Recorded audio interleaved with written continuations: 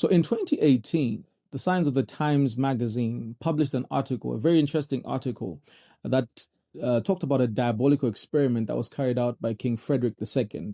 You know who King Frederick II is, right?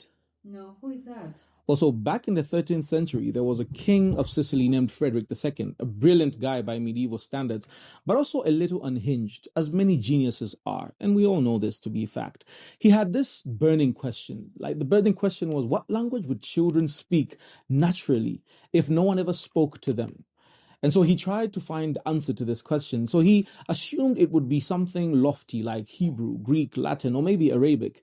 And because of this, he naturally thought this would be one of the languages that the children would naturally gravitate towards. I mean, in his mind, he thought it was pretty obvious that that's the language the kids are going to be using. So Frederick does what only a medieval king who had too much power could do. He takes newborn babies from their mothers and places them with nurses under strict instructions.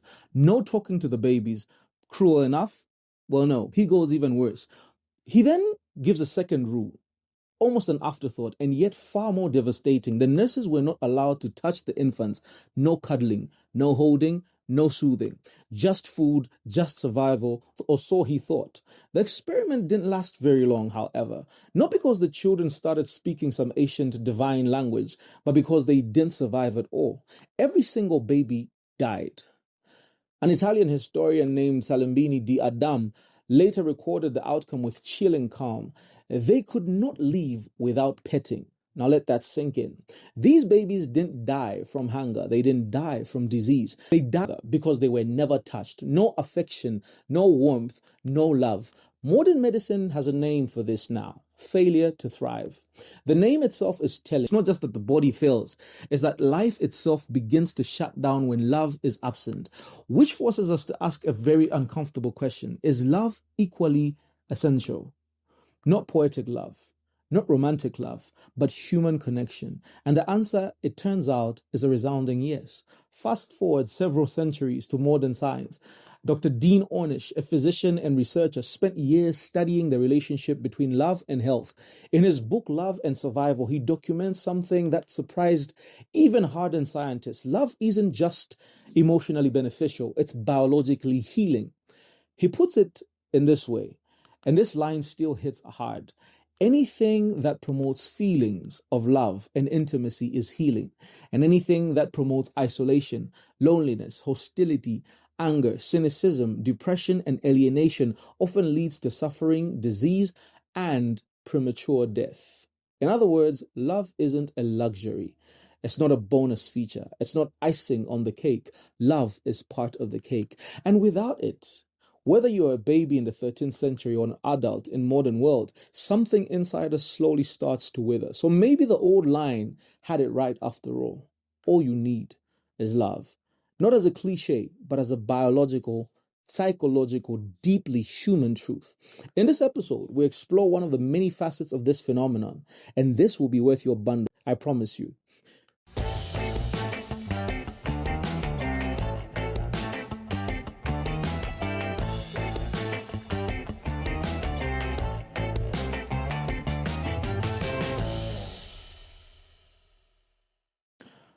Renowned Canadian author and physician Gabor Maté once said something that at first sounds almost paradoxical.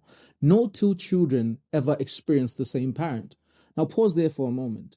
Same house, same mother, same father, and same rules, and yet entirely different childhoods. Now, as a psychologist, I have found this statement to be profoundly accurate, and today's episode is born out of that realization because beneath it lies a deeper truth. A child's most basic psychological hunger is not achievement, discipline, or even structure, but belonging. And I would argue this boldly. Belonging is as essential as food or shelter. So now let's get down to brass tacks. Parents often say, I raised all my children the same way, but psychologically that's simply not possible. You see, children are born with different temperaments, sensitivities, nervous systems, and emotional thresholds.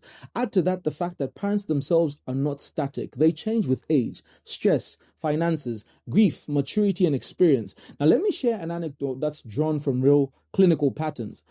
So this is a case study of a firstborn and a secondborn. and a parent who thought they did everything they could to make sure that the children were taken care of. Now, a father once proudly told me how his firstborn thrived under strict academic pressure, top of the class, disciplined, successful. So when the second child struggled, he doubled down on the same approach, expecting the same results, hoping it would yield the same results at least. So the same expectations were levied on the child. It was the same tone, and he expected the same consequences. But the second child didn't thrive. He withered. Not because the parenting was bad, but because what felt like structure to one child felt like suffocation to another. Now, the first child, internalized pressure as motivation. The second child internalized it as a message. Who I am is not good enough. And this is how children can grow in the same home, yet develop entirely different core beliefs about themselves, despite the fact that they are raised with the same parents, same house, and they're living in similar conditions, or so it would seem. So when we look at Maslow's hierarchy of needs, at the very bottom of the hierarchy of needs, the pyramid itself, you will find physiological needs, which he claims to be the basic needs, like what somebody really needs to survive. You find food, you find shelter, you find water there. After that, you will find safety. After safety, we have belonging. Now, I'm arguing today, and I can simply posit to you, that Maslow placing belonging after safety is, according to me, not a right categorization of what belonging truly is to a human being. I think belonging should be put at the bottom, right there with the food and the shelter. So Maslow placed belonging in the middle of the hierarchy. It is important, but according to him, it is not foundational. Now, clinical psychology tells a different story altogether. Children will sacrifice authenticity for attachment. They will abandon their true selves just to remain emotionally connected. And we've seen this on the play park. A kid who will sacrifice who they truly are at home in order to fit into this gang of small kids of their age. Every kid has this penchant to want to fit in, to want to feel like they belong. And I've seen children who are fed, clothed, educated, and are still starving for attunement, starving for emotional safety, starving for assurance that love does not need to be earned, especially in high achieving families, as children who only felt emotionally seen when they performed well academically. And, this touches a nerve. I think it somehow describes my plight, at least when I was younger. So good grades meant praise, mistakes meant withdrawal, silence, disappointment, and sometimes even comparison. Over time, the child forms a quiet but powerful belief. I am loved when I succeed, and I am tolerated when I fail. That belief does not disappear in adulthood. It shows up as anxiety, perfectionism, burnout, and a relentless inner critic whispering, "You are still not good enough." And I've seen people who have people-pleasing tendencies, and oftentimes we tend to wonder where these tendencies come from. But now we're dealing at what could be construed as the roots to the fruit that we see as people-pleasing tendencies. So let's just put this thing in perspective. The Bible actually addresses something to this effect in Ephesians chapter 6, verse 4. The Apostle Paul writes, "Fathers, do not provoke your children to anger, but bring them up in the discipline and instruction of the Lord."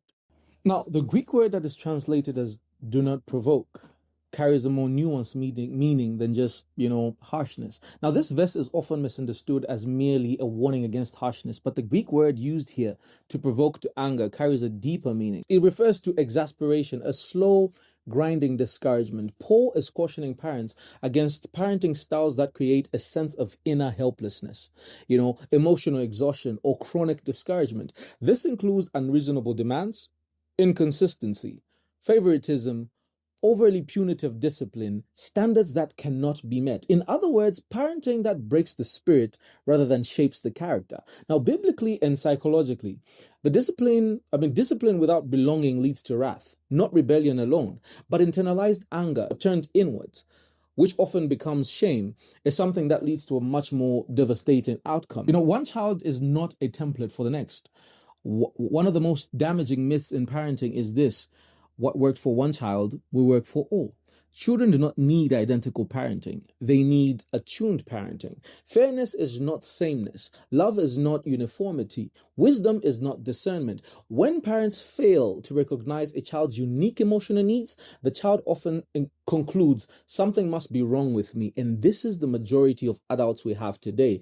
Adults who, on a subconscious level, still believe that there's something wrong with them. And the belief, I am not enough, becomes the lens through which they see relationships, see God, and even see themselves. And so you see how this is something that creeps into almost everything, every aspect of somebody's life.